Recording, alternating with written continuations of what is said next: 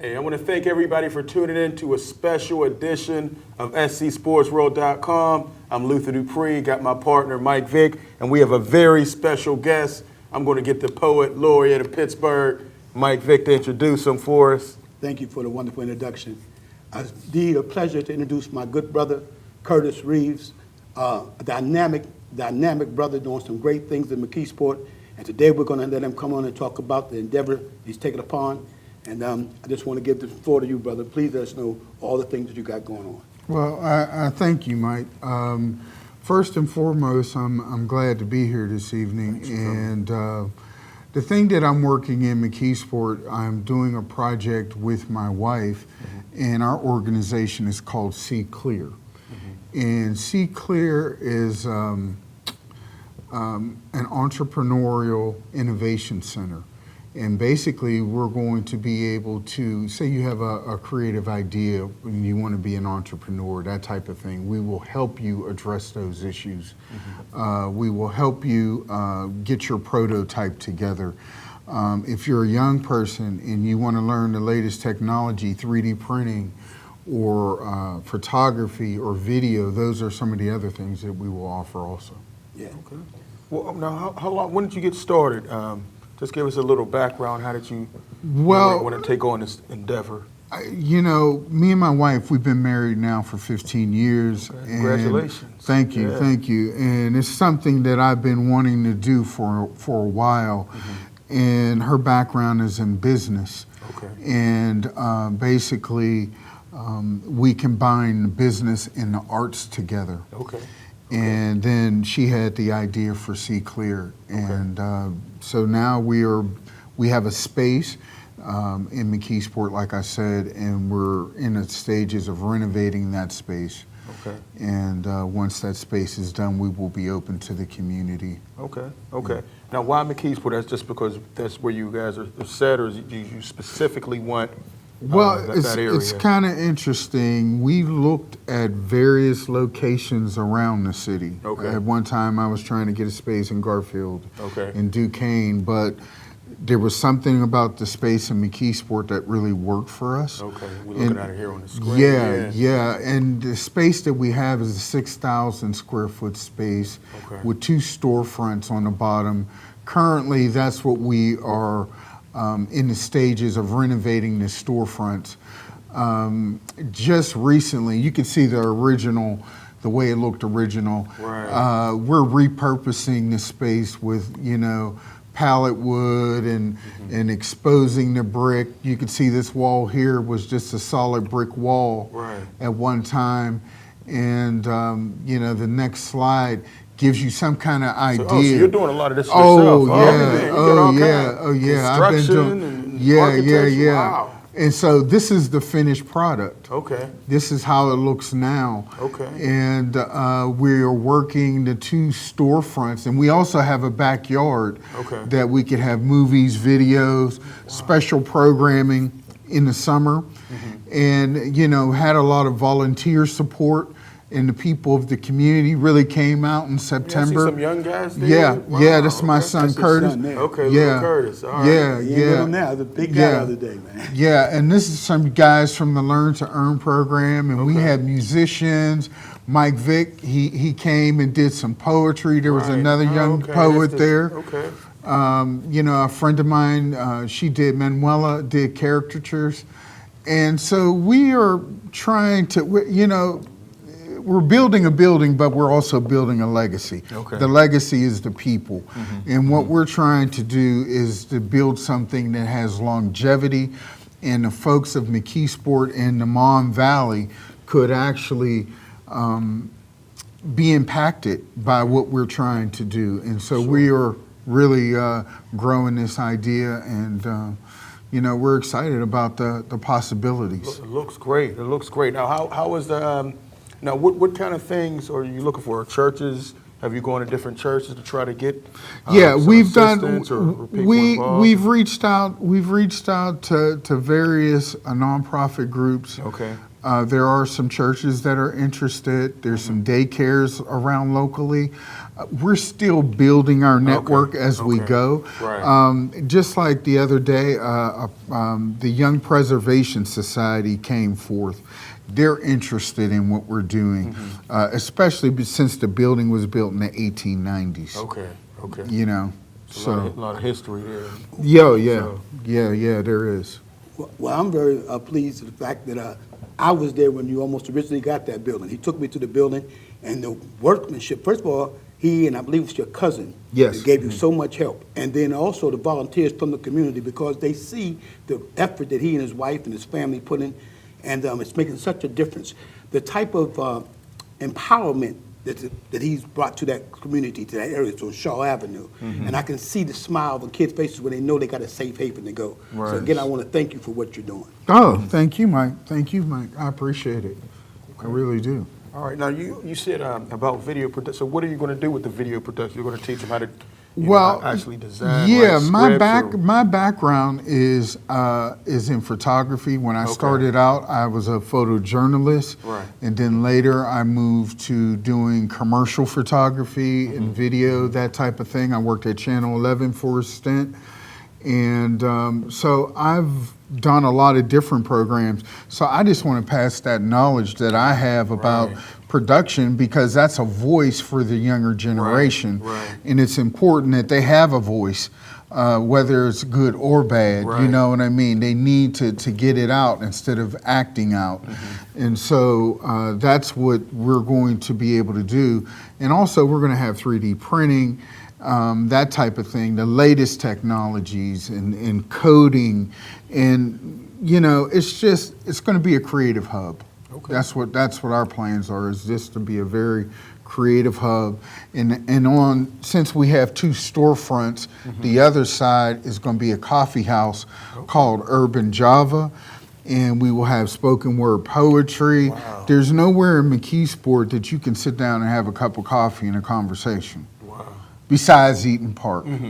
But other than that, you know, it's going to be Urban Java. Okay. Because we're right there in the neighborhood. Right on Shaw Avenue. Right on Shaw 329 Shaw Avenue. 329, 327. We have Okay. two spots, yeah. Oh man, it's definitely excited. And I saw you had the kids heavily involved. So that's good. Anytime you have your kids involved, I mean, I think that just adds to it. Yeah, I'm sure he because sees the vision. yeah, it's all about sweat equity. You know, just like the wall that you seen that we did. My daughters, they rubbed the oil. We rubbed oil once I had that brick clean back onto that wall to bring the luster of the brick back. So, you know, my whole family is involved in this endeavor because it's going to be theirs in the future. Okay. Now, how can other people? Now, I know it's based in McKeesport, but other people from Pittsburgh or other areas can get involved as well. Correct? Yes. We have a website. It's called C hyphen clear, CLEAR.org. Folks we have also a Facebook page. You can hit me up on Facebook. You can message me and or send me an email, c.reeves@c-clear.org. Be more really happy to share with you our vision and what we're trying to do in that community.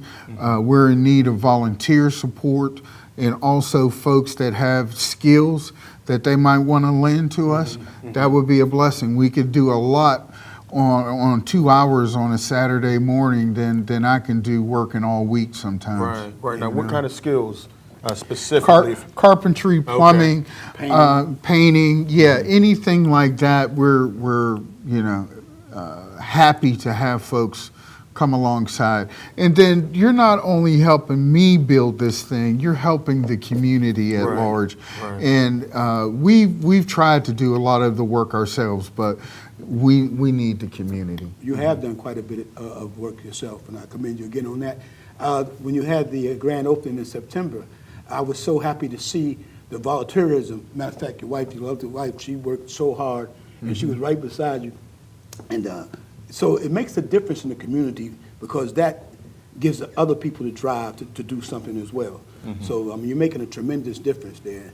And the type of work that you do, just the talent alone that you have. I know you're modest. You probably show us some things, Yeah. but in general, it's a pleasure to work with you because you bring things to life. You have such a creative eye.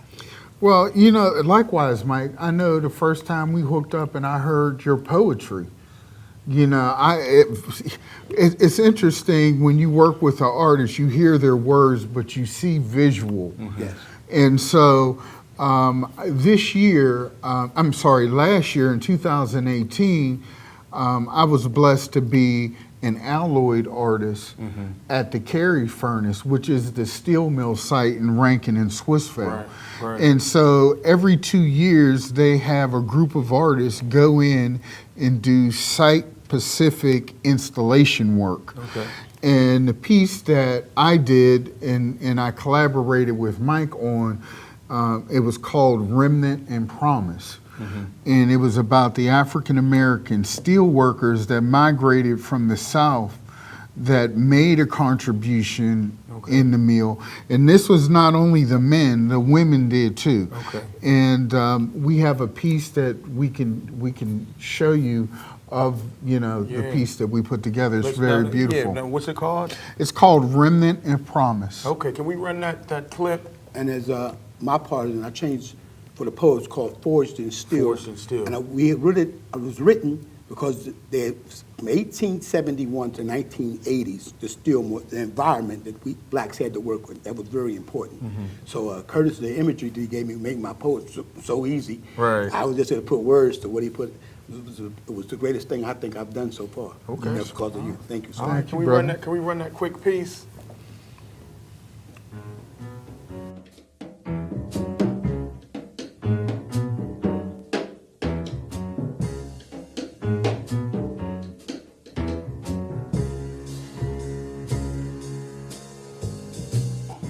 Throughout this nation, discrimination, degradation, and segregation was forged in steel.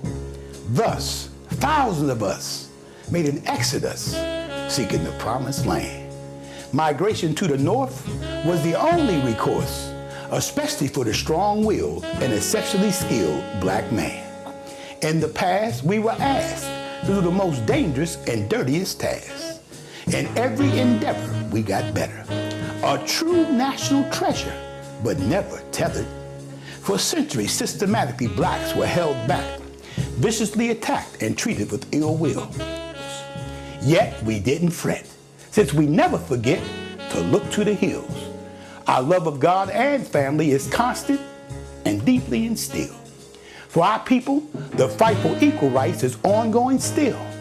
Tonight, I scribe this with confidence and pride.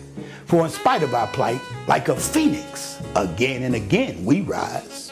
Self-determination, self-preservation, and tenacity are parts of our foundation, anatomy, and regal history. And these classic graphic pictures clearly reveal we're forged in steel.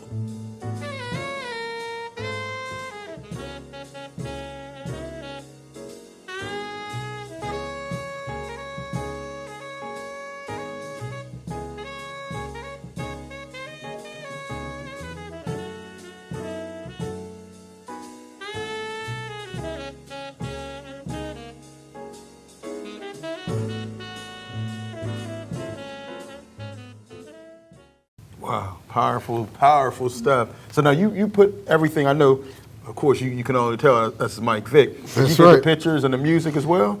Well, we collaborated. Collaborated on them, okay. Yeah, because what I had started doing was building the images and overlaying. I wanted to overlay the steel mill over top of the archival images. Okay. And so Okay. that's why I did it like that. And then Mike, once he got a hold to it, he just put the words to it. And then we kicked around some different types of music that we were thinking about. And that was a John Coltrane piece. John Coltrane Equinox. Yes. So it was, I definitely, like Curtis felt that fit so well, and we were so glad to be able to do that. Yeah, yeah. And that's the type of things that you're going to be passing on and showing some of the youth as well. Right, How to right. put that together. And that was, when I said site-specific type of work, that room that we had that piece in was the room where all the data came into the mill. So they knew how much gas was going into the boilers. And then they had different scopes to actually take all that information in. And so I put the archival images of our elders within that space, within that data, and because they made a major contribution in the steel mills, and they had the hardest jobs and the most deadliest jobs in the mill. And so they need to be honored and revered. Okay. Now, at the end, you had you had a number of credits on there. Now, where is this? This video is also in the archives? Well, I had worked with various partners to get the imagery that I needed. The University of Pittsburgh, Rivers of Steel, which put on the whole Alloy Pittsburgh, and you know, different places I pulled different images from, and then I edited all that stuff together to make that 2-minute piece. Very, very powerful. That was great. I'm looking forward to more collaboration. Oh yeah, we're next. That was really strong. We don't like to talk about things too far in advance, but we already spoke about something else. What we're trying to do here in Pittsburgh, and I'm so glad to be with Kurt, is to take the contributions that our elders have and enlighten them for all the talent we have. So the next piece we're going to be doing is called Something in the Water. It's a collaboration we're doing, talk about the jazz musicians of Pittsburgh. And so you've seen the type of, it's going to be a great piece. I'm looking forward to when Kurt has the opportunity for us to do that. Because you know, as you go back, all the jazz greats were here. You know, you got pictures from everybody all the way up. And I didn't know that till I started looking. I'm like, what? They were at the Crawford Grill? They used to stay on the hill? I mean, once you start digging deeper and deeper, you'll see how the hill and different places in this area was just so effective and so useful back in the day, and still. But back in the day, there's so many legends came through. Yeah, and a lot of people think the legends were all, in the hill, but a lot of stuff happened in the Mon Valley too. You know, there were a lot of different clubs and like the Elks and places like that. People used to come and have a great time. And doing that research that I did for the poem called Something in the Water, it amazed me to find out some of the regions from those great jazz musicians come from. Earl Father Hines was right from Duquesne. And when I wrote this particular poem, I could look out my door. I said, right from them shores, all this greatness, that came through Pittsburgh. And I think we need to celebrate that. And it also, it gives the impetus to the young men today and sisters today that's doing the jazz things. We need to put that out there. So I think I'm going to put Kurt on the spot. We have him next time. We're going to have that piece to be able to share. Oh yeah, most definitely. Some homework, right? Oh yeah, most definitely. Okay. You know. Well, as we get ready to wrap up, I wanted you, again, tell the viewing audience how they can get involved, how to contact you one more time, and just some things we could expect from you in the near future. Yeah, well, we are, like I said, we are working on the 2 storefronts right now. Okay. We're going to build those particular spaces out so we can be open and do programming. But our plan and vision is to have that whole building done, within the next few years. But we want to have the storefronts done immediately. My goal is to get those open immediately. And folks can contact me via my website, c-clear.org, or you can hit me up, message me on Facebook, like us on Facebook. And we're open. We're open to have conversation and dialogue. We don't have all the answers, but we know by creating this space, it's going to create a lot of interesting dialogue for folks to be able to partake in and share. And so it's really about everybody coming apart and sharing and participating. Okay. Now I think you brought some more work that we didn't show yet. Can we? Yeah. Can we show the next piece? Yeah. Oh, okay. This is a piece that I did. It's called Distant and Promise. This was at the Carnegie Museum. I do a lot of work around found objects. And these here are pieces that I made out of wood and then rephotographed them and repurposed them. Okay. And I'm branching out into public art. How's that? That's just. That's just Okay, this okay. portrait. Yeah, I added Okay. some portraits also. All right. And so, you know, these particular pieces that are coming up, Dory was a friend of mine. She was a fellow artist. Okay. She's no longer with us, so I presented her pieces this year at Three Rivers. Okay. And these are some kids that I'm working with. This is a GigaPan project that I did. Carnegie Mellon developed that technology. And this is my son doing the makey. Yeah, and it's a technology that you can play with fruit. And remember I told you about the steel mill? Right, right. That's the installation at the very end of the steel mill. One thing I just wanted to interject. I was talking to some young kids about their opening, and I told them, and I seen a picture of Curtis on the thing. So I know Mr. Kurt. So just the idea of how much of impact and positivity you put in those kids is really a special thing. Oh, I told yeah. the kids, they couldn't wait. Said, he was at the McKee Sports. I know him from there. That's why I said, okay. Yeah, yeah. And I love that. You know, I love Yeah. that we spend quality time with kids and give back the reward that we get, Oh, you know, yeah. and the impact and that we make with our kids. And you're doing a great job with the kids. Oh, that's what we have to do. Exactly. And I think you're in a key area because McKeesport, usually when it's on the news, it's, you know, it's not good news. Somebody got shot or whatever. So I think it's just right for you guys to come in there and really make a difference. Yeah, because, you know, our children are very creative. Our children, there are inventors and folks that are going to do some deep things in these Right. communities, in these Mon Valleys. And so we need to empower that. I'm glad that you mentioned our children. What inspired you to do the type of thing that you're doing with this? Well, I didn't learn this by myself. Someone taught me photography. Okay. And so my whole thing was I knew I had to pour it back out to give it to someone else. And so that's what my goal and mission is to actually give it back.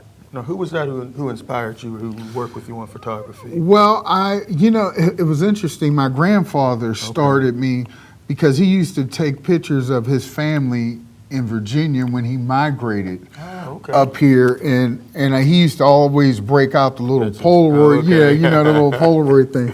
And so he, you know, got me involved with storytelling, and then later I studied photography.